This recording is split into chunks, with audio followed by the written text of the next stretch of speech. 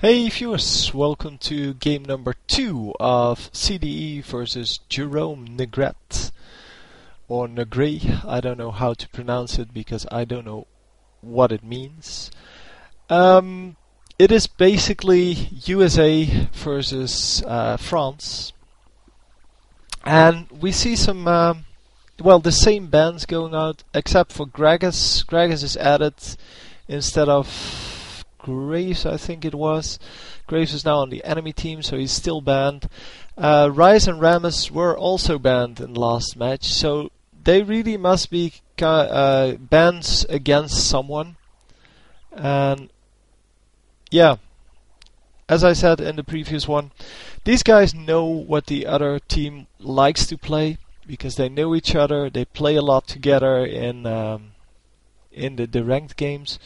So basically they know what to ban. Hang on, let me find the loading screen because I think that's more useful than the other one. Come on, show me the loading screen. No, they're not going to show me the loading screen, are they?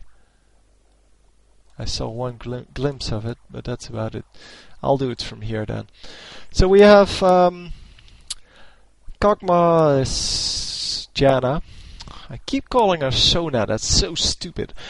Kog'Maw Janna with Clairvoyance, by the way. No heal. Normally we see heal on Janna because she has no heal in and of herself. Against Alistar, once again, really good support. And Corki. Corki does have heal. Alistar has heal, so yeah, I'm giving it to this team just because of that already. And then we have the mid lane that will be Talon versus Karthus. Karthus is going to die a lot if he overextends because Talon is really based on, the burst damage. And Karthus has really low HP, so basically the moment he overextends, the moment this Talon can get the combo off, or his whole burst off, he's going to die. Then top lane is going to be Gangplank versus Galio. That's interesting to see Galio. He's a really good champion, but we don't see enough of him. Haven't seen him at all in the last few months in my own games, and he used to be played quite a lot. And then we have a jungling Trundle versus a jungling Udyr. Yeah, that's about equal. I guess both of them have really strong ganks. And there we go. Match is starting. So, do I think there will be an invade? Yeah, probably. This team is really strong. This team, not so much. They do have Janna and Udyr, I guess. Oh, well, this guy is strong as well. So Galio is strong as well, level 1. But yeah, the problem with invades normally is that the team that invades actually loses more than the team that gets invaded, if they can play it correctly. Because if this purple team is going to get the blue, then the blue team, so the enemy blue basically, then the blue team is going to react by stealing the purple's blue. And those were a lot of colors, but I hope you understand what I'm saying. But that only requires the jungler plus one other guy, while the purple team needs to be there with the whole team because they might, or they're in the enemy jungle, they have no idea where the enemy team is. But anyway, there's no invade going on unless they are going right now. They are still planning to do it, but they are standing right on top of a ward, I just realized. That is pretty good warding there. That is in fact excellent warding. So Udyr going for the wolves. I think he only took one, but yeah, they know they're still there. and they know they're going to go for the blue buff. And yeah, no reaction from the blue team here. They might have been able to steal that back. Udyr is just getting the wolves, it seems. Yeah, he is. I was a little bit afraid because he couldn't actually see what was going on, probably because the ward is in the extremity of the bush and you cannot watch around the corner with it. And a really early gank coming in here from Trundle. Trundle, who's already level 2. And wow, gets a lot of damage off, but yeah, with the flash, Galio gets out of that. But now that he has no flash up, he might actually be first blood, because Trundle might actually just loop around or get red and loop around. Yeah, and here we see the problem that I was just discussing. That's quite funny to see that actually is going to happen. They are actually going to steal enemy blue, but not only that, also the enemy wolves. Oh, blue is still up, or he left some minions there. But I don't remember whether or not he had blue buff, because it's so normal to see him with blue buff. And again coming in, and this time it will work, because there is no flash to be had, and there we go, first blood. Yeah, couldn't miss. So nicely done, drawing out exactly like the last game, by the way. Drawing out the flash, and afterwards just going for the kill again by doing exactly the same thing. So yeah, even though they didn't get the kill the first time, drawing out the summoner is really big deal. And a lot of my viewers, they don't understand this. They don't understand when people say that it's worth it if you get killed, but there are 4 summoners used. And this is why. In tournament play, summoners are a huge deal. If you lose your flash, you're basically dead. You're dead to the next gank. So at all costs you want to avoid that. But as a jungler, you want to try to bait out the flash of one of the carries. Because if one of the carries loses their flash, or one of the champions, doesn't even have to be a carry. Yeah, there you go, another flash. A flash for an exhaust, okay, but exhaust is an offensive spell. Well, it can be used defensively as well, I guess. But it is normally an offensive spell, and yeah, that's a good trait, because flash is an escape. And if mid lane now doesn't have an escape, top lane doesn't have an escape either for like 3 minutes. I don't know exactly how long it takes for flash to come back up. I thought 255 seconds now that I think about it. So that would actually be 4 minutes.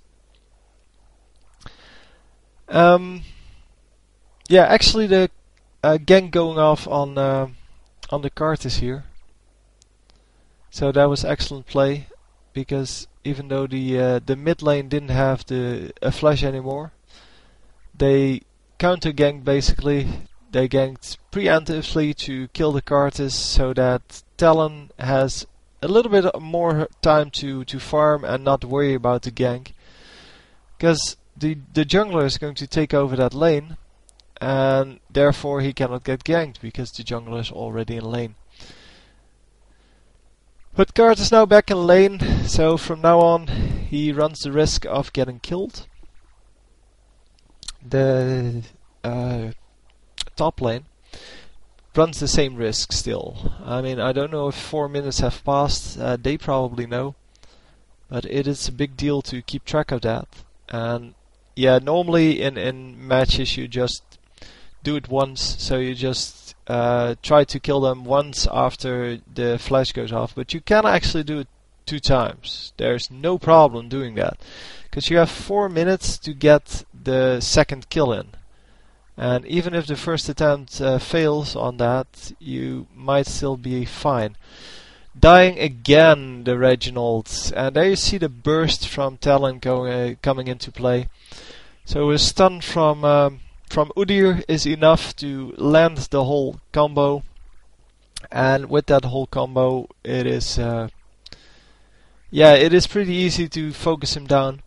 But yeah, I'm not actually sure about the golds because it is so blurry. And yeah, once again, sorry for the quality. This is the only video I could find. Basically, I cannot help it. I think the gold is still pretty much the same. So even though they got 2 kills on Kartis, the gold is still pretty much the same. I think there's 500 gold difference or something like that, which is not a big deal. That is because, of course, the Team USA is last hitting better than the other team. And maybe it's also because of the jungler, because Udyr has been a lane quite a lot. Or did I say that correctly? Yeah, Udyr has been a lane quite a lot to get the ganks off. And yeah, all in all, it is still equal. So even though Reginald got killed twice, it doesn't mean in any way that they are losing.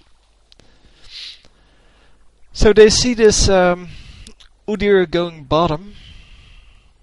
And I think I said Udyr instead of Kartis there. But, well, whatever.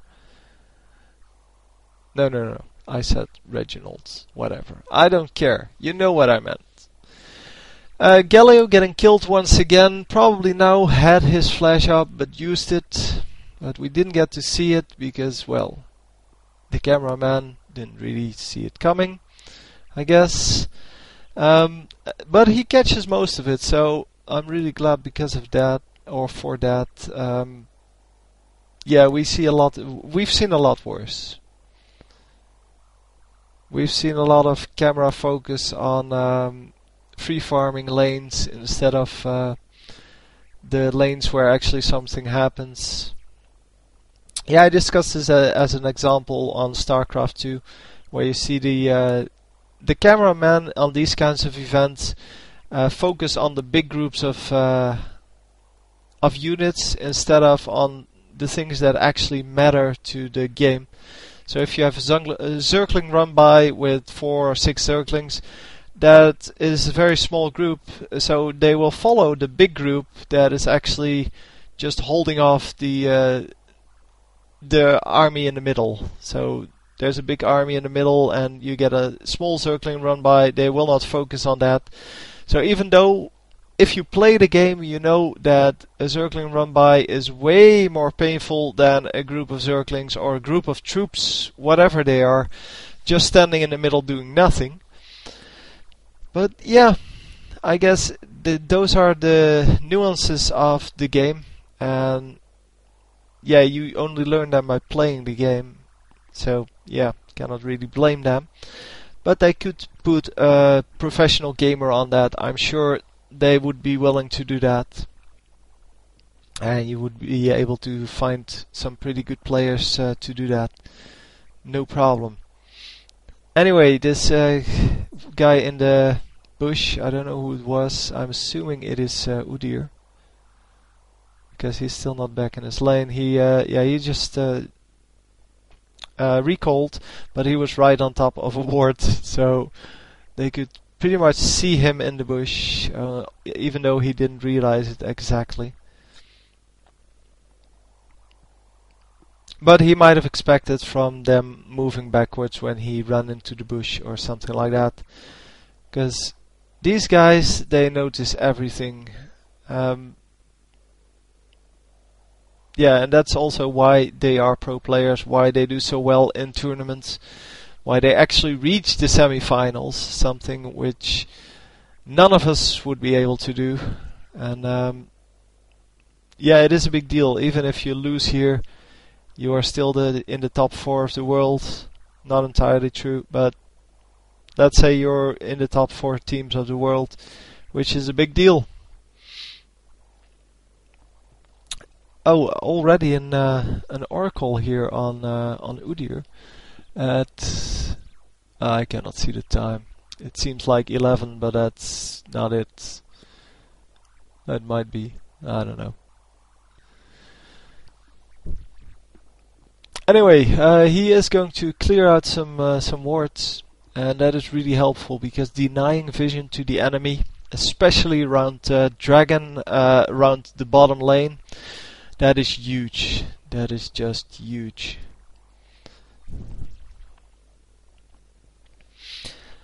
So both of the bottom laners coming back into lane. Lane has been pushed a little, but not too much. France doing a good job of actually holding the bottom lane, even though they have no heal. The turret still isn't down, so and Kokma still hasn't been killed, and neither has Janna, it seems. So bottom lane has been pretty uneventful in that regard. Yeah, Kokma is ahead in minions, by the way, because he's at 117 and Corki is at, I'm assuming, 94 or something. So he's about 20 minions ahead. Big deal. This might be a kill here, especially with the ultimate from Gangplank, but no, they can run out of it, no problem. I was assuming Corki would follow it up with a little more aggression, but no ultimates coming out from him. And oh no, they're not going to push it. I was assuming they would push this lane and attempt to get it working for them, but they're just falling back. This guy trying to come in for a ninja gank, and he's actually going to succeed there. Well, at least at running in, but didn't actually get anything done because the enemy saw it coming and they ran away. We saw the Kart's ultimate going off. I'm not sure for who, but nobody got killed, so I'm not sure. So Udyr has to be a little bit careful here that he doesn't die because, well, he has oracles, meaning that he's worth a lot of gold.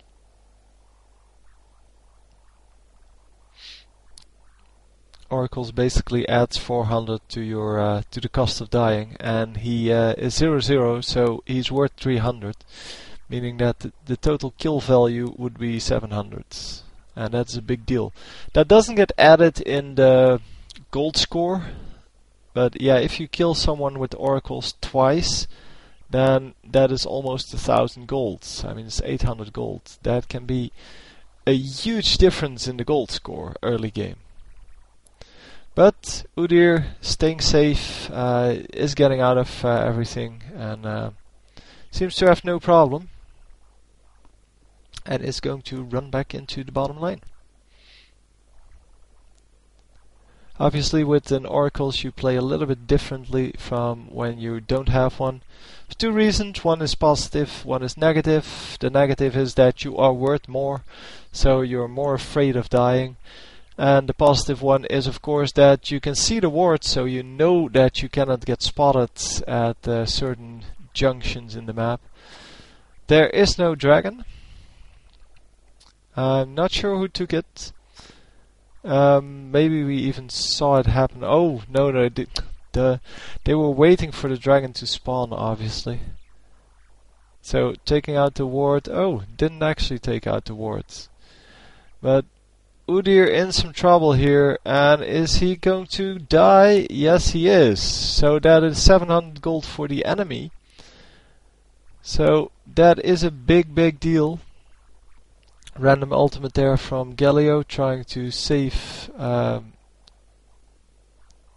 whatever his name is, Alistar, I think. I think that was Alistar. Oh no, Talon. And now Team USA is getting the the dragon. That was a big deal. I mean, those were 4 kills for 0 and a dragon.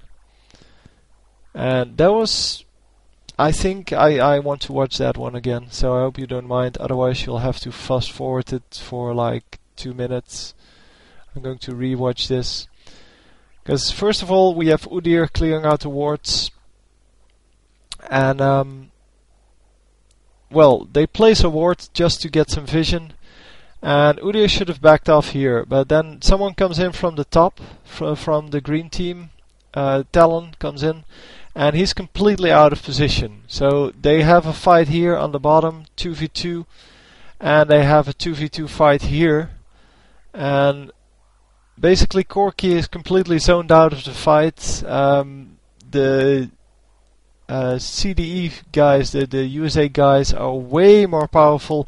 They regroup, and then they get the last kill, because they could basically tank all the damage until the damage dealers came from the bottom 2v2 fight into the main fight, into the other fight, and basically cleared it up.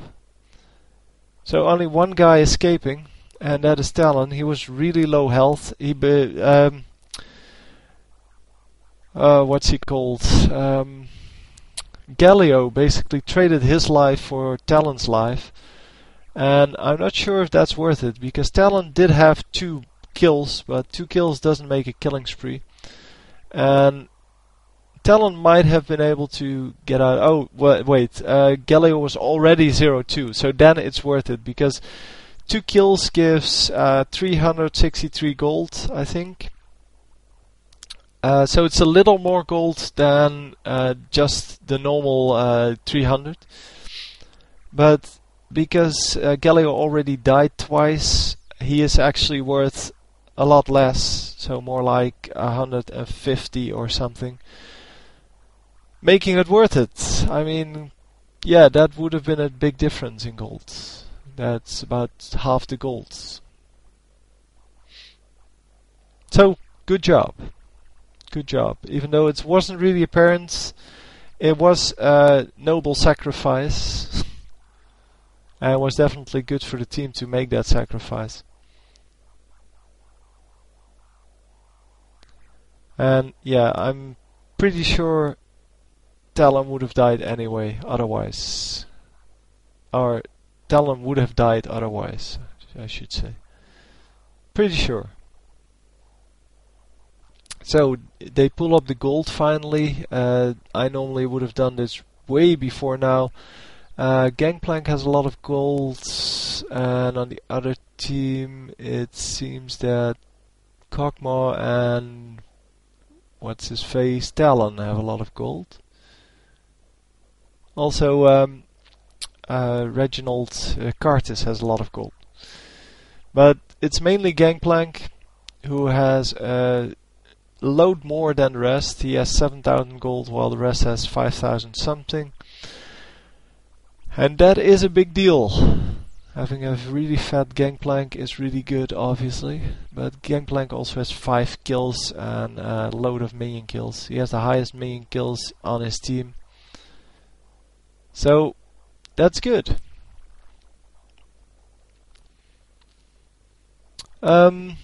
Yeah, another engage, another death from Talon. Talon trying to get really aggressive here, but didn't realize that he wouldn't be able to kill Corki there because of the Alistar. And at least I'm pretty sure that was the Pulverize stopping him from doing anything. Or from doing his full combo. Corki doing a reasonable job of staying alive. Well, a good job since he hasn't died yet, but he has been in some situations where he could have died a couple of times. Yeah, I should say Kog'Maw is also doing a good job, because except for that last team fight, he has not died. He also has no kills, no assists, so I guess it's kind of a boring lane still. The only really exciting lane being the top lane, because that actually has a really fat champion versus a really underfarmed champion. Oh, Kog'Maw finally dying here, in lane that is. I mean, obviously he died before, but yeah, good job from Corki getting out of that before the Kog'Maw actually exploded. But he might still get killed. No, he baits him. Wow, having the Valkyrie up and knowing that he can escape with that. Wow, that was well played. They don't actually get a kill out of that, but still, it was nice play. Yeah, they lose their turret. But hey, you cannot win them all. Cards is going for his new blue buff. Because Cards with blue buff obviously very strong. Even though Cards tends to be a champion that dies a lot, at least in some of the strategies. And then you definitely don't want blue on him, because you're going to give it away to an enemy. So that would not be advisable.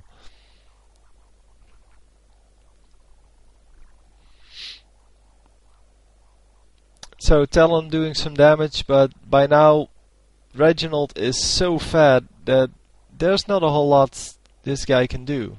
Yeah, he is going to survive the Requiem, the ultimates from Karthus, because of the Janna shield, but still, he has to go back, he has to waste time healing up, and all in all, that's still a pretty big deal, because all of that time he cannot farm, the enemy can push the lane, and yeah, there's not a whole lot he can do about that. So Gangplank, no problem dodging the skill shot there. Yeah, there's a little bit of lag going on. I really hate that this guy didn't have a better computer and that there's only one video out. Because the video I actually got of the stream today, this morning, at 5:30. Wow, that was early. Was actually a lot better. It's already up on my channel. And most of you probably already watched it. I will commentate it later, because there's the normal Riot Games commentary under it that was just on the stream. But yeah, I will try to find match 1 or game 1 as well, because that actually started on another stream. They have 2 streams. I was watching the one where they said, well, we are going to do the League of Legends game next, and then there was no League of Legends game, and it already started on another stream. Yeah, that kinda sucked, but hey, what can you do? Not a whole lot. So going after the Gangplank, who obviously has a flash ready. And what are they? Oh, the team is doing Dragon. Wow. He baited the whole enemy team there, and then they could take a free dragon. And now they're engaging in a fight, and Gangplank is still alive. Oh no, he actually died there to probably the red buff. Or to the... oh yeah, he has poison as well, so... So how did that turn out? That turned out a 3v1 situation, only Gangplank died, and the whole enemy team got creamed. Only 2 of them remaining, Talon and Udyr. And they are going to lose their blue buff, and yeah, now everyone is probably gearing up for Baron. But apparently first we're going to heal and buy some more stuff, so that the difference between the 2 is even bigger. It seems that he is very low on mana, this Corki, and he should probably go back before they push any further. Ah yeah, exactly. Because with no Valkyrie up, he's a really easy target for the opponents. But the opponents are supposed to be around Baron now, even though there are no wards up. Oh, both teams have one in the Dragon Pit. Couldn't see that on this resolution. The blue team now has a ward up near Dragon as well. I think it is a green dot, so that would be the blue team in this case. Yeah, top turret not actually in too big of a danger,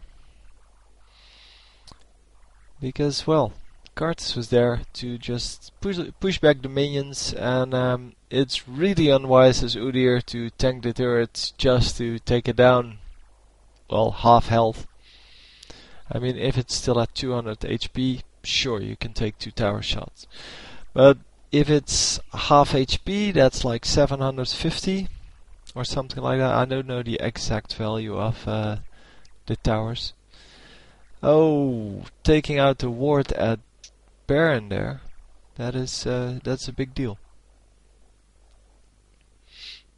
And they might actually just go for it.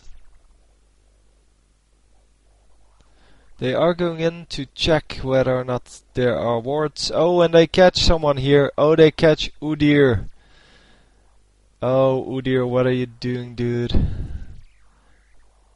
So, 300 gold for Udyr, plus assist gold, but okay. So that's 500 gold for Udyr. Then they're going to get 1500 gold for Baron, because there's nothing the enemy team can do about it. They probably couldn't have done anything about it anyway, but yeah, now they definitely couldn't do anything about it. And yeah, now they can push the mid lane if they want to. Also, Gangplank is just farming. Never mind. Yeah, they're going to get this turret and probably the next one as well. Because yeah, they can choose either to hold off this one and lose the bottom turret, or to lose this turret basically. And they're going to choose to die. Wow, that's a lot of money. That's the second time when Udyr got caught and Baron went down right afterwards in this tournament. At least in the games I actually cast so far. Might actually happen again in one of the next games. Don't know.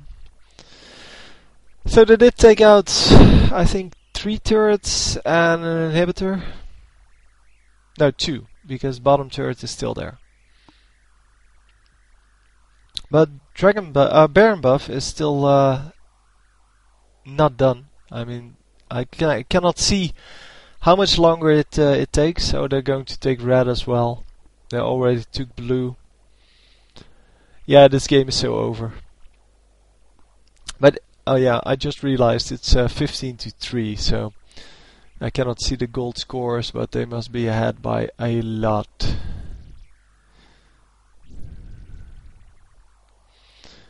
Yep, there we go. Teleporting home, buying some last minute stuff, some elixirs or something like that. Getting their own blue buff, their own red buff already taken by someone. Don't know who. Thought Udyr would have it, but no, he doesn't. And they are probably going to push bottom lane and mid lane simultaneously. Just trying to divide the attention of the opponents, and once they have their attention, once they come to gank, so like now, they are going to push the other lane, because this is going to be a 4v1. Yeah. Again, Udyr getting caught. Udyr is not a really good player. Well, is not playing a good match, let's put it that way. Otherwise I get comments from people that say, well, he's a pro player, so he's probably very good. Well, if he's not playing very well, then he's not a good player in this match. And I cannot judge him for other matches because I don't know who he is. Can't even read the names. So anyway, yeah, there was another 4-for-1 trade. Dig ELO definitely winning this one. They get 2 more turrets, an inhibitor, and then the 2 Nexus turrets. I'm pretty sure that Gangplank would just help with the with the Nexus turrets now, or they're just going to kill them. Doesn't really matter. They're going to tank them and tank the first one, and then the minions come in. Yeah, there comes Gangplank. He's going to just attack the turrets here. Well, everybody just attack that last champion who's standing there. This is over. Anyway, it was very one-sided, which was a shame. it does mean that CDE is so Team USA is going into the finals now.